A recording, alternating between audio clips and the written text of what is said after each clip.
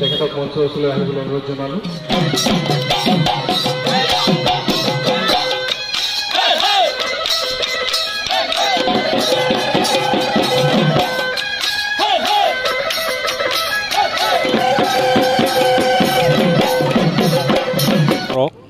আমি শুভেচ্ছা জনাইছোঁ। আমাৰ অসমৰ জাতীয় উৎসৱ ৰঙালী বিহু আমি অসমৰ বিভিন্ন ঠাইত এই উৎসৱ উদযাপন কৰিছে। তাৰ লগতে আমিও প্ৰতি বছৰে ইয়াতে বিহু উদযাপন কৰোঁ। এই বিহু তিনিদিনীয়াকৈ আমি উদযাপন কৰোঁ। এই তিনিদিনীয়া কাৰ্যসূচীত আজি প্ৰথম কাৰ্যসূচী। এই প্ৰথম কাৰ্যসূচীত আমি পতাকা উত্তোলন আৰু যিসকল ব্যক্তি আমাৰ মাজৰ পৰা গুচি গ'ল তেওঁলোকৰ স্মৃতিত আমি শ্ৰদ্ধা জনাইছোঁ। আৰু আজি সন্ধিয়া ইয়াত নৃত্য গীত আৰু আৰম্ভ হ'ব। আৰু এই নৃত্য গীতৰ অনুষ্ঠানটো আমাৰ স্থানীয় ব্যক্তিসকলৰ দ্বাৰাই হ'ব। কাৰণ স্থানীয় ব্যক্তিসকলক বা শিল্পীসকলক আমি উপেক্ষা কৰাৰ নিচিনা হয়।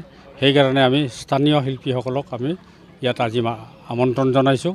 আৰু আজি ইয়াত 7টা বজাৰ পৰা আৰম্ভ হ'ব আমাৰ কাৰ্যসূচী। তাৰপিছত আমি আৰম্ভ কৰিম 17 তাৰিখে। 17 তাৰিখে আমাৰ শেষ বিহু আজি আমাৰ উত্তৰ বঙাইগাঁও ৰঙালী বিহু সন্মিলনীৰ। আৰু সেইদিনা আমাৰ গুৱাহাটীৰ 3-4 গৰাকী বিশিষ্ট শিল্পী ইয়াত আছে। তেওঁলোক আহিব আৰু তেওঁলোকে ইয়াত গীত মাত পৰিৱেশন কৰিব। আৰু পৰিৱেশন কৰাৰ পিছত আমাৰ সেইদিনাই বিহু শেষ হ'ব এই বছৰৰ কাৰণে। গতিকে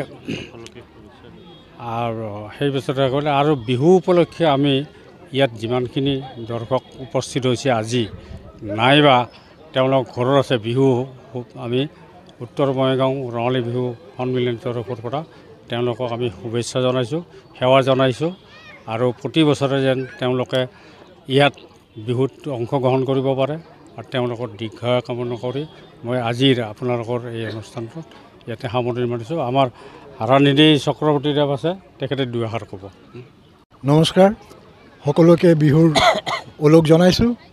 আজি খুব আনন্দৰ দিন। উত্তৰ বঙাইগাঁও বিহু সন্মিলনীয়ে পতা আজিৰ অনুষ্ঠানত আমি অংশগ্ৰহণ কৰিছোঁ। আমাৰ ছিনিয়ৰ চিটিজেনসকলে আহিছে ইয়াত, আমি খুব আনন্দিত হৈছোঁ।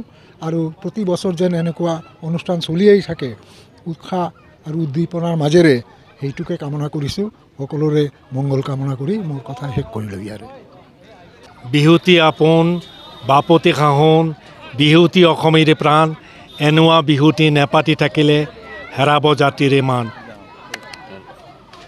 এয়া অসমীয়া জাতিৰ প্ৰতিশ্ৰুতি, অসমীয়া জাতিৰ কলা কৃষ্টিক জীয়াই ৰখাৰ এক প্ৰতিশ্ৰুতি ৰঙালী বিহু।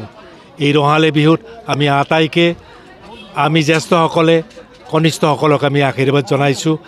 সকলো যেন মংগল হয়, কুশলে থাকে। দলৰ যিকোনো সদস্যৰ হাতত দিলে আমি ভাল পাওঁ। বিহু দলৰ সদস্য যাতে ভাল ফলাফল হয় আশীৰ্বাদ